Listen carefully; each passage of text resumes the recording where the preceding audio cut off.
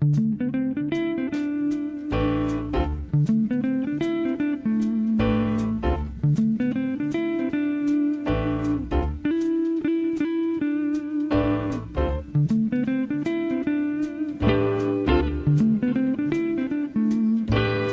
de aparecer un nuevo libro sobre el caso Banquero. El libro se llama Crimen Perfecto y Juicio Insólito. El caso Banquero, y es un libro de coautoría de el doctor Ajax Torres Torres y Ajax Christopher Torres Yatance, que es su hijo. El doctor Ajax, el padre, ha fallecido, me dicen, lamentablemente, hace algunos años, pero es, digamos, que el que inició, tengo entendido, esta investigación, y me imagino que tuvo acceso además al expediente. El caso Banquero ha sido uno de los casos más emblemáticos de la justicia peruana, muy, muy discutido, y por supuesto hasta ahora todavía hay muchas preguntas sin resolver sobre este caso. Por eso es importante y siempre es atractivo leer información sobre este caso, el caso Banquero. ¿Cómo estás, Ajax? Gracias por aceptar la entrevista. Muy buenos días, gracias por la entrevista también, Carlos. Un saludo desde aquí de España. Sí, Ajax Christopher Torres Yatance está con nosotros conectado desde España, donde reside, tengo entendido. Muy bien, hablemos sobre el libro. Primero, es un libro que tiene una investigación muy minuciosa, no solo sobre el caso, sino sobre el mismo personaje, ¿no? Río Banquero Rossi.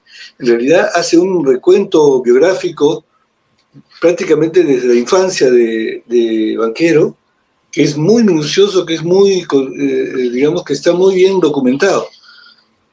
¿Cómo? Me imagino que, como dije en la introducción, tu padre fue el que comenzó a hacer esta investigación. Sí, efectivamente, Carlos, él empezó, bueno, él tenía cierta afinidad con la persona, que fue Luis Banquero. Le gustaba su carácter, el carácter de emprendedor, el carácter social que tenía. Entonces ya desde años antes de su muerte, pues le gustó la persona, el personaje. Y bueno, lamentablemente cuando falleció el 71, pues empezó a investigar, un poco a recopilar información. Básicamente fueron fuentes secundarias, no fueron fuentes primarias con entrevistas a familiares. Lamentablemente no tenía el corte periodístico mi padre, pero sí el carácter investigativo. Entonces recopiló mucha información de fuentes secundarias, y fue ahí como se documentó y empezó pues con la investigación el 71. Muy bien. O sea, ¿tu padre conoció a Luis Banquero?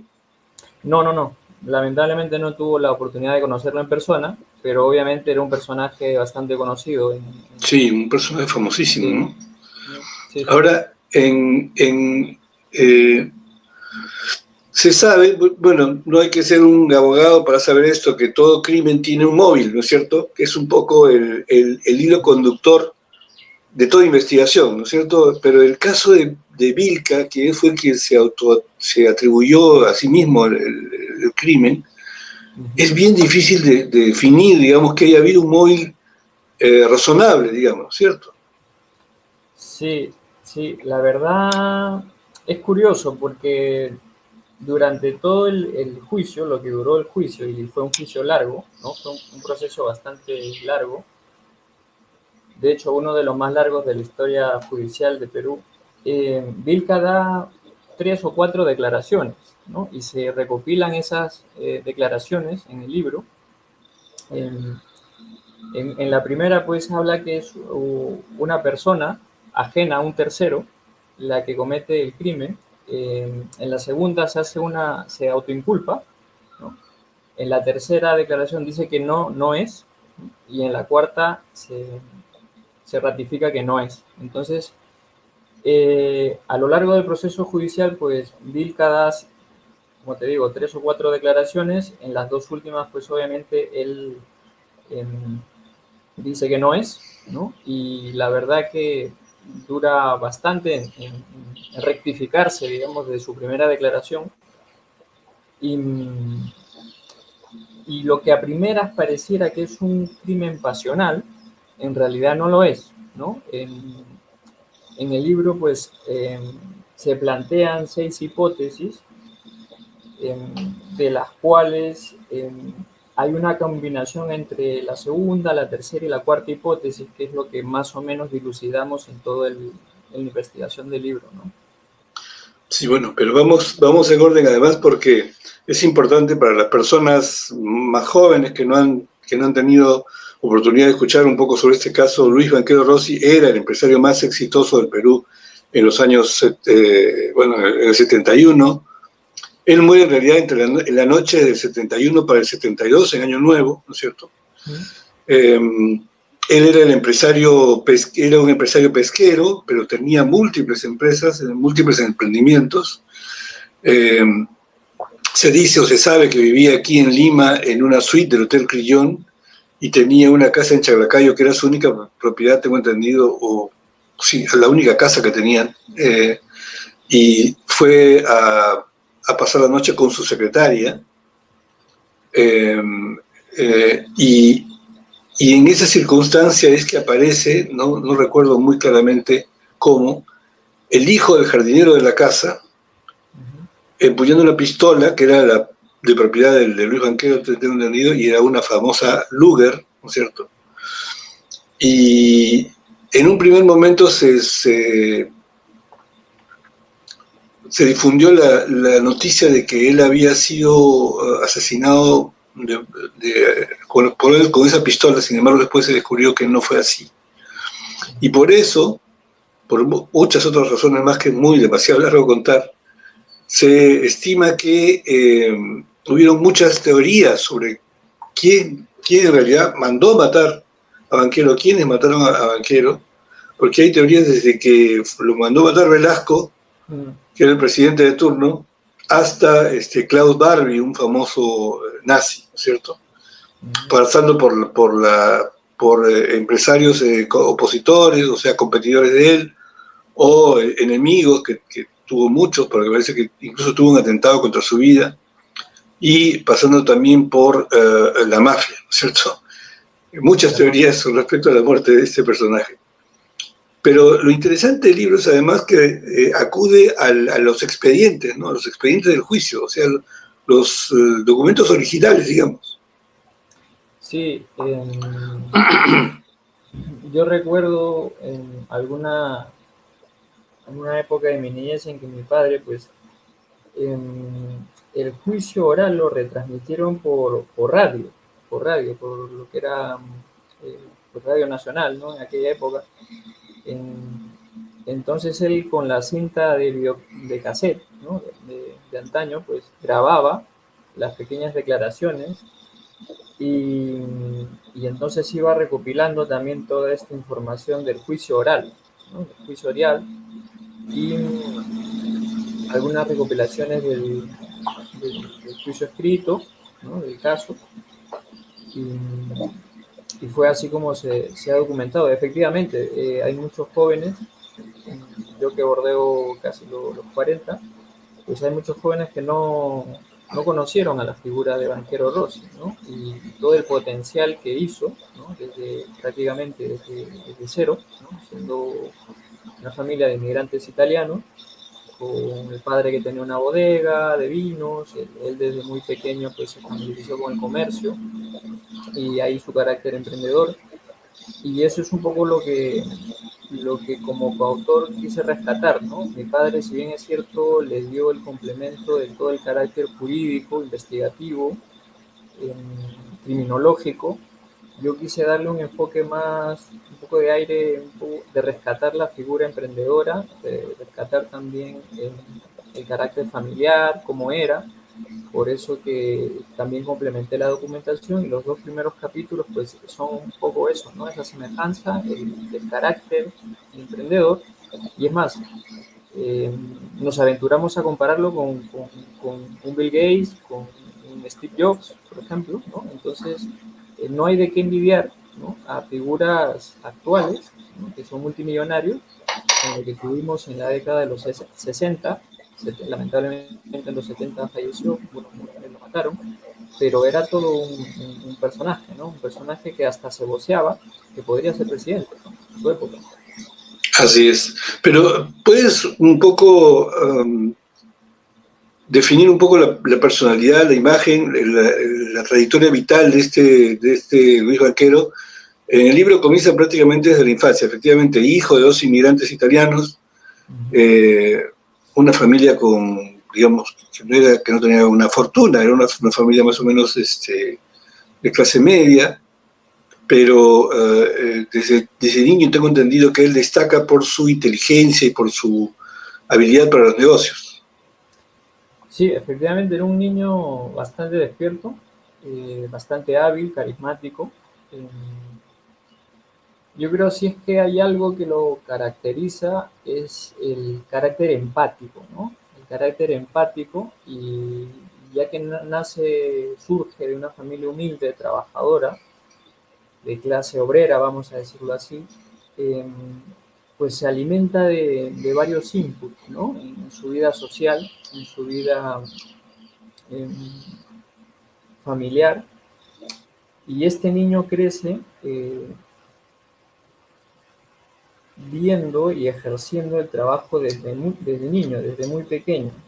Eh, Contacto con personas, con la naturaleza, con el comercio, y poco a poco va creciendo, y es más, también se rescata en el libro pues una anécdota que el padre se oponía a que Luis Banchero realice cursos de educación superior en la Universidad de Trujillo, y fue un profesor que, que lo veía muy destacado, y va a hablar con los padres de Luis Banchero Rossi y les dice, sería una desgracia que Luis Banchero no continúe sus estudios superiores. Fue así que los convenció, al padre sobre todo, y deciden que el joven Luis Banchero vaya a estudiar a la Universidad de Trujillo, ¿no? Es así como él ingresa dentro de los primeros puestos. Él ya era un niño destacado, ¿no? Y bueno, ingresa entre los primeros puestos y empieza a estudiar ingeniería química. Ingeniería química, y desde que ingresó a la universidad prácticamente tenía este carácter de estudiar, trabajar en lo que sea, ¿no? Para eso también sus primos eh, estudiaban ingeniería química, ya estaban en años superiores por terminar. Y hay una anécdota que se rescata en los primeros capítulos, que es como uno de sus primos, que estudiaba ingeniería química, pues dentro de la carrera de las prácticas elaboraba jabón, ¿no? Entonces este es como prácticamente su primer incurso formal en los negocios, porque él utilizó ese jabón, ese bagazo de jabón, lo que su primo consideraba como un desperdicio, y él lo rescató y lo empezó a vender, ¿no? Lo empezó a vender en bodegas de los chinos de aquella época, lo cual fue bastante apreciado, le dio cierta renta, y la capacidad que tenía más o menos a la edad de 16, 17 años para poder gestionar y organizar y dinamizar grupos de trabajo es lo que también rescatamos, ¿no? O sea, a los 16, 17 años, empezando la universidad, pudo agenciarse para montar una mini fábrica, ¿no? en el garaje de su tío, y producir jabones, ¿no? En cadena prácticamente, una mini cadena, y empezar a comercializarlo. Estamos hablando de 16, 17 años, ¿no? Entonces, ya a lo largo de su juventud en la universidad, pues empieza a explotar este carácter social, emprendedor, de ver oportunidades donde otros no lo ven, quizás donde otros ven pues cosas negativas, él ve cosas positivas. Entonces, esto es algo a rescatar, que lo venimos ya hablando desde los 2000, desde la década del 90, de los 2000 en Perú, cuando empezó el boom de la gastronomía, ¿no? Son cosas que eh, muchos emprendedores habrán surgido a lo largo del tema gastronómico, pero hay que rescatar el carácter netamente emprendedor y visionario de Luis Banquero desde muy joven, desde muy joven. Muy probablemente a toda esta vida azarosa de inmigrante, de trabajador, de una clase luchadora, eh, y eso, ¿no? Yo creo que en el primer capítulo se respeta bastante este carácter, esta figura de la persona. Exactamente, exactamente. Y lo interesante es que llega a ser verdaderamente un magnate. El Perú llega a ser el primer productor mundial de harina de pescado, precisamente con las empresas de Luis Banquero. Luis Banquero, además de comprar la harina de pescado, de poner la fábrica, que me parece de Producto Florida, llega a tener una flota de 320 barcos pesqueros, ¿no? Es impresionante. Y luego incluso me parece que funda un astillero. O sea, el hombre tenía una visión de negocio impresionante y era muy exitoso y además dice que dormía muy poco, ¿no? Sí, sí. Sí, simplemente para complementar, o sea, es en el 55, más o menos a los 26, 27 años, 26, 27 años de edad, en el que Banchero se consolida con Florida, con Florida. Em, y sí, viene el astillero, pues viene PESA también, la empresa de periódicos, ¿no? De la Claro, que hoy correo es viejo. Correo. Uh-huh. Em, y todo esto es un devenir de buenas decisiones, malas en algunos casos, pero más que se rescata todo dentro de lo malo, lo positivo, ¿no? Que supo gestionar personas, supo gestionar recursos, dentro de ellos su recurso tiempo, obviamente, ¿no? Esto de dormir poco, yo creo que es una cosa bastante rescatable de, de personas emblemáticas, ¿no? Em, es también un tema de biopolítica, el concepto del tiempo en la gestión política de la persona y, y básicamente pues invierte y agota todo su esfuerzo en querer producir y sacar resultados, ¿no? Es un poco dentro del libro también rescatamos ciertas frases de lo que él decía, ¿no? Eh, Me obsesiona crear, ¿no? Me obsesiona crear. Eh, y también rescato algo que Tordi hace en su novela, ¿no? Uh-huh. De Banchero, también del caso Banchero, en que si vemos al personaje Banchero es siempre un obsesionado con el tiempo, ¿no? De que tiene poco tiempo y es un recuento, un devenir de la vida circunscrito en la variable tiempo, ¿no? Él quiere ganar, quiere ganarle al tiempo, quiere ganarle a la vida eh, por poder crear y crear cosas, ¿no? Que den beneficios, réditos, pues a más personas, ¿no? Entonces ese carácter visionario, dentro de ese carácter visionario esconde también un carácter social, ¿no? De querer crear, pero crear con gente. Se, en el libro se reseña cómo cuando la policía, después de la muerte de Banquero, ingresa a la suite del hotel donde él vivía, encuentra una serie de cartas, vamos a decir románticas, ¿no es cierto?, de muchas personas, muchas mujeres, ¿no es cierto?, lo cual indica que él tenía pues una vida amorosa muy intensa y tenía mucho éxito, digamos, en este campo, ¿no? Que pudo haber sido parte del problema también. Sí, sí, o sea, toda persona conocida, pues a la larga genera gran expectativa. eh, y aparte era un tipo, aparte de su carácter bastante social, ¿no? Eh,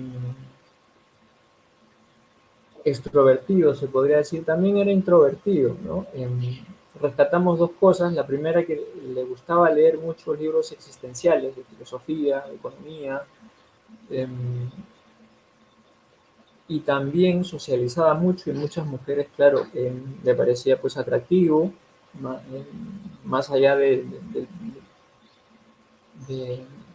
del poder empresarial que haya tenido, pero efectivamente, o sea, se encuentran cartas de hasta mujeres casadas, ¿no? De viudas que le escribían, le enviaban fotos.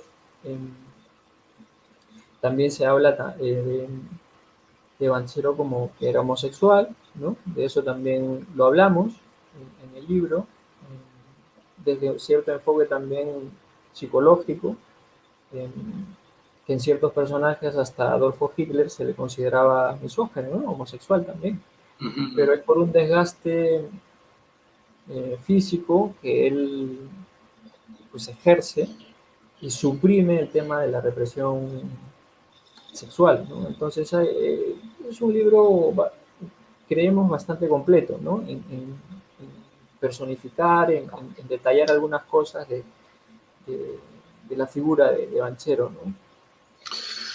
Ahora, yo decía esto porque esto de la vida amorosa, digamos, de Banquero, porque una de las teorías que explican su asesinato tiene que ver con el novio de la secretaria, ¿no es cierto? Que era un señor también importante, me parece, que Sí, pudo haber descubierto este amorío ilícito, digamos, entre la secretaria de Banquero y él.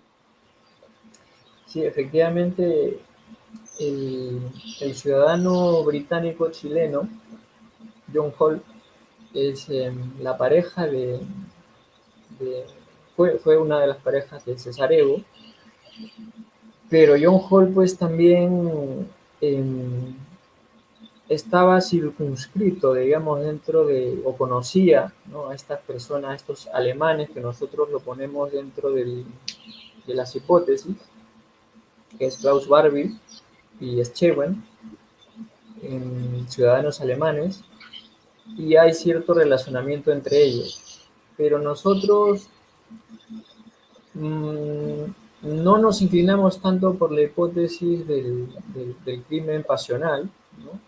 Eh, sí nos decantamos por un móvil económico, eh, pero sí, o sea, efectivamente hay una relación, una triangulación entre el personaje Cesarego, entre la pareja y personajes que no aparecen, pero que son de suma importancia para analizar el caso, ¿no? Cuando muere Banquero, él también tenía una novia oficial, me parece, ¿o no? Sí, sí, sí, también. La señorita Galva. Sí. Okay. Ahora, Tenía sus romances oficiales y extraoficiales. extraoficiales, claro. Eh, eh, una de las cosas que se señala en el libro es la participación, digamos, un poco dudosa de la secretaria, ¿no es cierto? Y hay una serie de hechos que nunca han encontrado explicación, como el hecho de que eh, a él su cadáver está primero en una posición, luego está en otra posición totalmente distinta, ¿no es cierto? Y siendo que era un hombre tan corpulento, no era fácil de mover, menos para el hijo del jardinero, que era un hombre, un muchacho muy joven y además muy, muy débil, vamos a decir. Sí, sí, obviamente era un jovencito de 18 años, ¿no? Con, con Luis Banquero, pues que bordeaba los 90 y tantos kilos, además era un practicante de artes marciales, em, 1,80 m. sí, 1,80 m, ¿no? Contra pues la fuerza mecánica humana de un joven de 18 años. Nosotros también en el capítulo, uno de los capítulos del libro, manejamos unas 15 o 13 pruebas que definitivamente develan que hay actores detrás, ¿no? Si alguien más hubo ahí, ¿no es cierto? Sí, sí, sí, sí, sí, o sea, como que la alarma de la casa, por ejemplo, fue destruida, ¿no? La casa en Chaclacayo tenía una alarma y lamentablemente pues no funcionó. ¿Por qué? Porque fue destruida. Otra que, pues, que como tú bien lo dices, contrarrestar la fuerza mecánica de cuerpo de un niño, de un joven de 18 años con una persona ya adulta, formada, corpulenta, alta, da que decir también. Las hermanas de Vilca, que trabajaban en la casa de Chaclacayo, también manifiestan haber visto en la casa, horas antes del desenlace del crimen, pues movimientos de cortinas, haber escuchado ciertos ruidos. eh, También hay muestras de sangre, de un tipo de sangre que no corresponde al de Vilca, por ejemplo, ¿no? Em, También se ven que el que ejecutó los cortes, las incisiones en el cuerpo de Banquero, según los peritos criminológicos, pues la pericia criminológica fue alguien que no era diestro, que era zurdo, y Vilca es diestro, ¿no? Y las incisiones, los cortes que se hizo son letales, que esa es la causa de la muerte, no por un tema de arma, ¿no? de disparo. em, Define una persona que tiene bastante cautela y sabe dónde dar las incisiones con el arma blanca. Eh, por eso que ahí, dentro de las personas inculpadas, el único que tiene pericia en el tema del manejo de armas blancas es John Hall, que era la expareja de Cesareo, porque era un militar, ¿no? Entonces, también como los otros ex militares ex nazis de la SS, de eh, Klaus Barbie y Schewel, ¿no? Claro, el personaje de Klaus Barbie entra en todo este escenario porque se sabe que días antes de su muerte, Banquero había identificado a este personaje, que era un ex criminal nazi, prófugo de la justicia, y él lo denuncia, ¿no es cierto? Pero también se sabe que hubo un atentado anterior contra la vida de Banquero. ¿Qué se sabe sobre eso? De eso no lo hemos documentado mucho, pero sí lo nombramos en el libro, o sea, semanas antes de la fiesta de Año Nuevo, ¿no? Del acontecimiento, pues él se notaba bastante preocupado, ¿no? Y, y con sus personas de confianza, y es más, también lo declara Cesareo en el juicio, es que aparte de la preocupación, en determinados momentos hablaba sobre una deuda, ¿no? De más o menos unos 500 millones de soles. Entonces,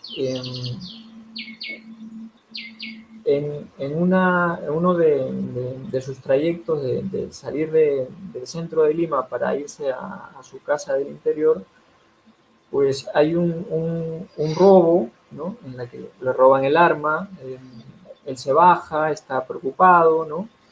Eh, Narramos ese acontecimiento como un hecho puntual dentro de todo el caso, eh,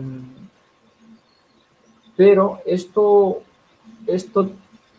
tiende a como una gota dentro de un charco, ¿no? Son varias cosas que tienen como desenlace, eh, pues, el crimen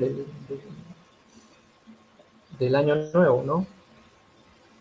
Pero para responder tu pregunta, pues sí, lo nombramos brevemente en el libro de investigación. ¿Qué pasó con la fortuna de Banquero una vez que él muere? ¿Pasa a su familia? Algunos dicen que fue nacionalizado por Velasco. Sí, a ver, aquí hay un dato bastante curioso porque, claro, desde un año antes del crimen había, había, había una ley, creo que por aquí tengo el dato exacto.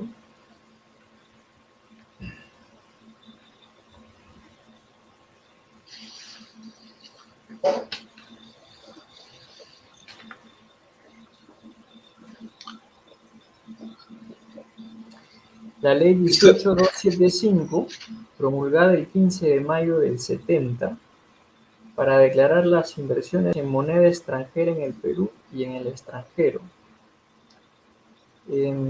Básicamente era para liquidar por intermedio del Banco de la Nación. Esto básicamente era para estabilizar un poco la moneda del sol y el dólar. Y claro, o sea, Banquero tenía, pues, por su negocio, pues cuentas en bancos suizos, en Alemania.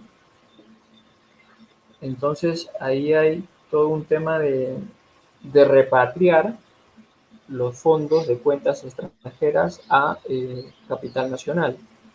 Entonces cuando ya se nacionaliza todo el sistema pesquero, pues los fondos se pasan en cierta parte a activos peruanos, en otra parte no lo sabemos, no hemos investigado tanto a detalle el circuito del dinero, pero lo que sí sabemos es que una parte se nacionaliza, ¿no? Y ese es otro de los caracteres que prácticamente pues Luis Banquero hacía cierto lobby, ¿no?, con el gobierno de turno para que pues lo pueda repatriar de manera formal y no se lo quiten, ¿no? Entonces, al parecer, dentro de este triángulo de que no se permite, mientras que Banquero hace el lobby para que se legalice la repatriación de fondos, y las personas que se enteran de que Banchero tiene cuentas no declaradas en el extranjero, es aquí donde surge la cúpula y la hipótesis de los personajes eh, no vistos en el juicio. Pues en esta triangulación es donde nosotros investigamos, ¿no? Que es un poco el meollo, el carácter, el móvil económico. Muy bien. Y lo triste en medio de todo esto también es que después de la nacionalización, Perú nunca más volvió a ser el primer productor de harina de pescado. Lamentablemente el Estado, como dicen, es mal empresario. Sí, sí, lamentablemente no pudimos repuntar, ¿no? Y es una pena porque todo lo que Banchero hizo a paso tan agigantado y tan rápido, pues se perdió, ¿no? Se perdió. O sea, perdimos lamentablemente, no sé, es un poco triste también si uno lo analiza el libro desde la parte crítica y historiográfica. Pareciera que el Perú siempre va en un partido ya perdido, ¿no? O sea, pero empieza perdiendo, ¿no? Empezó el partido con Banchero, pero lamentablemente se perdió todo al kilometraje. Bueno, en realidad el tema es apasionante. Hasta ahora, repito, hay teorías y hay muchas conjeturas que se hacen sobre el móvil, cómo es que se produjeron los hechos, pero sobre todo qué pudo haber pasado si no lo hubieran asesinado, ¿no es cierto? Te agradezco mucho, Ajax, por tu tiempo, por la entrevista, y vamos a decir que el libro ya está en circulación, ¿no es cierto? Aquí está. Sí, Ha sido editado por Caja Negra, y además es un lindo homenaje para tu papá, ¿no es cierto? Que me imagino dedicó bastante tiempo en la investigación de este caso. Sí, sí, dedicó bastantes años. Él se desanimó un poco cuando salió el libro de Sondheim, ¿no? De Sunday. Sí, de Torri. Pero claro, o sea, Sondheim pues era súper conocido en los medios, un periodista bastante locuaz en su pluma, y y claro, o sea, la novela, lo que él hizo era un poco un ensayo investigativo, duró mucho tiempo trabajando en sombras, luego se lo dejó en stand-by, luego lo continuamos, pero en lo que continuamos también se sumó mucha gente, ¿no? Y también ahí se dilató el tiempo de edición, de corrección y de que el libro pudiera llegar a ver la luz. Eh, el libro salió pues el año pasado, ¿no?